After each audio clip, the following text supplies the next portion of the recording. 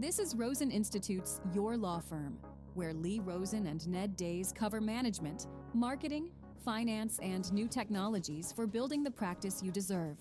Here's Lee Rosen. It's good to be with you today from Yerevan, Armenia. We spent the last week on a road trip through the country of Armenia. Really impressive mountains, driving up at about 8,000 feet.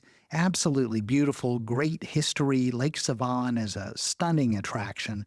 Road trips are one of my favorite things to do as we travel, and this one was no exception. The scenery was stunning. The roads were at times terrifying. And each night, I just went to sleep exhausted from the constant shifting of gears. We were going up 12 and 13% grades and downshifting as we came flying down the mountains. There are no guardrails.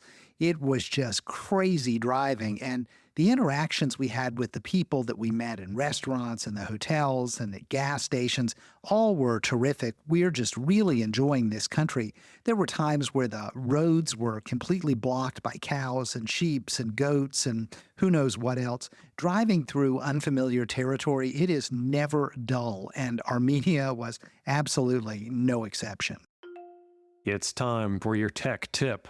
I spent a lot of time indoors as a teenager, too much time on the computer for my own good. But this did mean that when I entered the working world, I was often the technology guy, which is more flattering than the BO and bad haircut guy, so I guess I didn't mind the label. However, being the guy who is quote-unquote good with computers had its downsides. There was one particular circumstance at the law firm where a client's soon-to-be ex-husband had earned that status by visiting swinger parties without her knowledge. And as luck would have it, a video of one of these liaisons ended up on a website where that kind of thing was shared. Quite a feat in 2009. And that meant we needed to archive this footage, and that task fell to the nerd-in-chief, yours truly. Now, my father once had a client who, during the course of his representing her, was arrested for swimming naked in a motel pool. When relaying this story to me, he gave me some sage advice that I remember to this very day. The kind of person who goes swimming naked in a motel pool usually isn't the kind of person you would want to see swimming naked in a motel pool. And the same thing was true here. I should probably have sought workers' comp for the suffering I endured saving this video. If you have ever thought the standards are low for people who get paid to be undressed on video, you do not want to see the people who do it for free. But this does, in a much more general sense, raise one of the issues with sifting through video recordings, whether they are just long and tedious or unpleasant to endure. Generally, if you wanted to find a specific clip or specific segment in a video, you or someone else had to sit through it and catalog it. If you had a folder full of something like 100 hour-long security camera videos and didn't know which one the theft was located on, somebody was in for a lot of boring viewing. But this, as with so many things recently, is being totally upended by AI's ability to identify items, events, and speech in video clips. There is a tool called Choppity, which you can find at choppity.com that has just introduced AI search functionality. Now, Choppity has been around for a little while, and it is geared largely toward using AI to reformat and repurpose longer videos into shorter, more impactful segments to share on social media. You can do something like feed in an hour-long interview or live call, and let Choppity identify engaging segments, pan the video to keep a certain person in screen at all times, automatically add captions, censor profanity, and more. But the recently released AI search lets you find just about any segment you want in the video by asking it in text. It not only searches through the transcript of the video to find when particular words were said, you can also ask it to find things like all of the clips where someone laughed or all of the clips where a goal was scored in the recording of a sporting event. What if instead of searching for that really funny joke you told on vacation, or the exact moment when the swinger with the awesome mullet walked out of the condo bathroom, you could search deposition recordings, or evidence, or security camera footage, or anything else for events, people, and words that may not have even been spoken, but appeared on screen, like in signage or an article of clothing. You can ask something like, find me the places where the guy with the gnarly appendectomy scar snorts a mysterious white powder off of the overly tanned grandmother's backside, and then automatically caption it and release it to TikTok. Well, maybe that's not the best idea, but I think you get the picture. Now, you may find Choppity useful on its own for its intended purpose of generating short, shareable clips from much longer videos. They have a free plan, so it's easy to get started. The AI search requires a paid account, but those start at about $4 per month and go up to about $30 per month. But even at the higher tier, you are only getting about 3 hours of video per month to play with. If we zoom out and look at the bigger picture, though, I think it is worth experimenting with a tool like this right now, because this is the kind of functionality that is going to end up in every video editing software eventually, sooner rather than later, if I had to make a guess.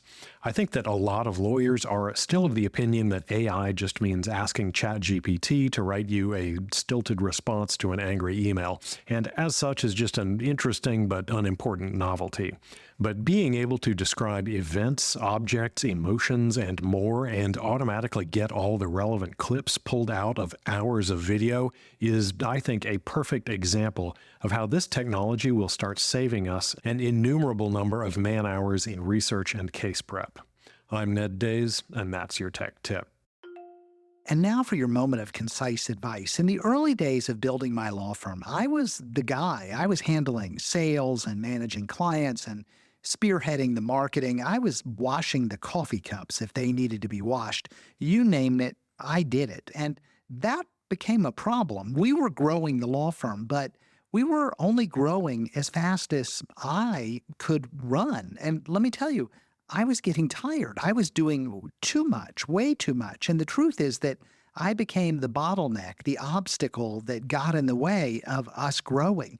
Because I was involved in everything, I was doing things like hiring people that I was better than. And I did that because I figured that I could manage folks that I knew more than. And frankly, those were the folks that I could afford. But what I was doing by having myself in this central role and having my fingers in everything is I was shortchanging the firm's potential for real growth.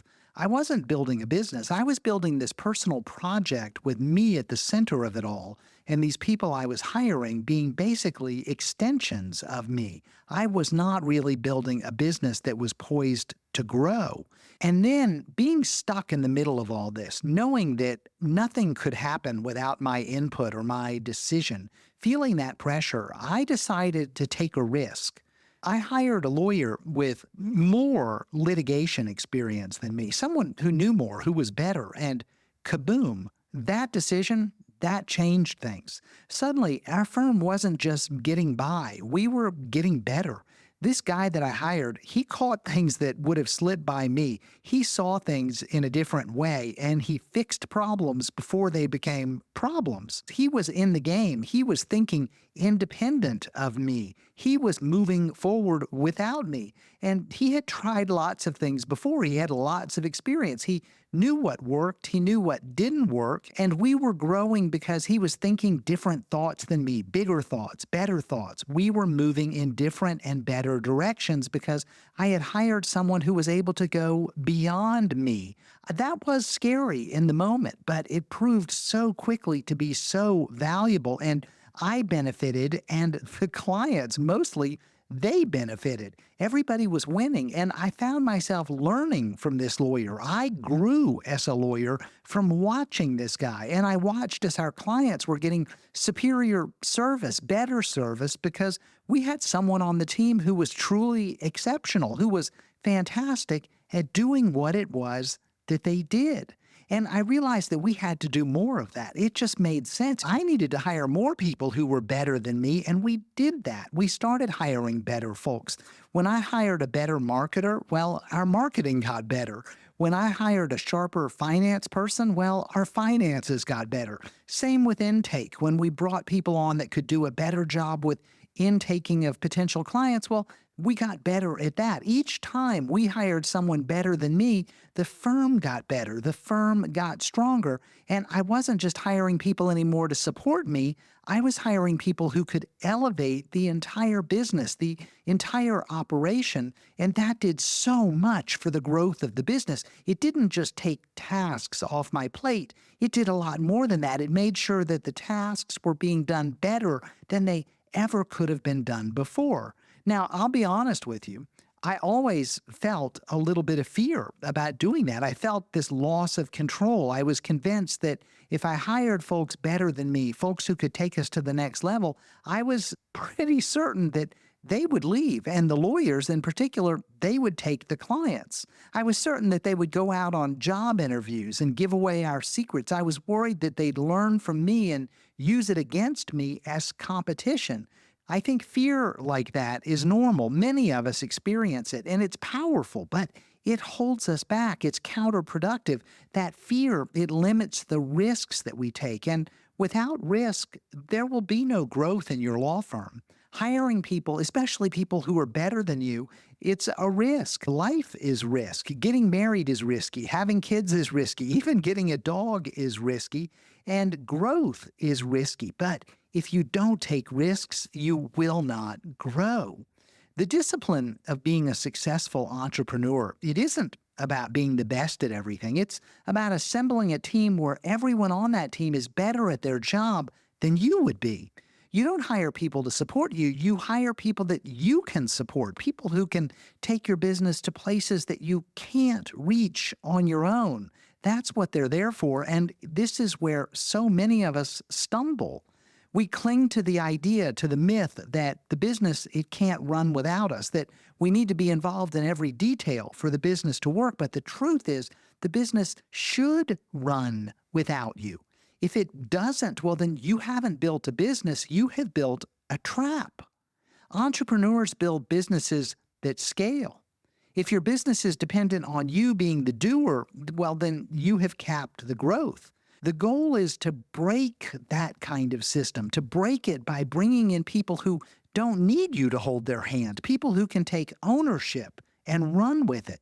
Your role as an entrepreneur, it shifts from being the doer to being the assembler, the organizer, the financier. You're the one who is creating the structure, but they, the members of your team, they are the ones who are making the business thrive. So here's the actionable part. Look up, not down. When you're hiring, don't just think about who can make your life easier. Think about who it is that can push your business further. Hire the person who makes you a little uncomfortable because they're so damn good at what it is that they do. That discomfort, that risk, well, that is growth. That's what growth looks like. And remember, the ultimate success isn't about you being at the center of everything in the business. It's about you stepping back and seeing your creation run and thrive and expand without you needing to be there every single minute. That's when you've truly built something that lasts, and that's your moment of concise advice. Wrapping up from Yerevan, Armenia, thanks for spending a few minutes with me and Ned today. We hope you have a great weekend and an even better week next week. Keep plugging away, moving forward, and getting things done. You're on the right track. You'll get there. I promise. We're all in this together, and together we build better practices through better marketing, better management, and better technology. Until next time, I'm Lee Rosen. Thanks for listening to Your Law Firm. Subscribe to the Friday File at roseninstitute.com and join thousands of lawyers focused on working on instead of in their practices. You'll find safe, successful, actionable approaches for transforming your firm. Sign up for free at roseninstitute.com.